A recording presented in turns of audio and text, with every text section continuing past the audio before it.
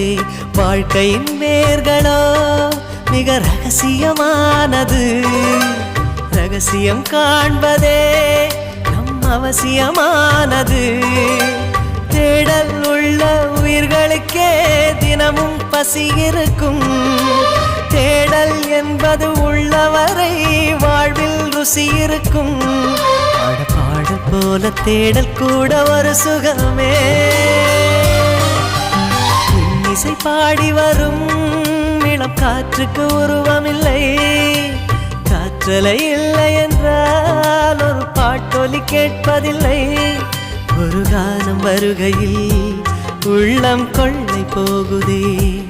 ஆனால் காற்றின் முகவரி கண்கள் அறிவதில்லையே.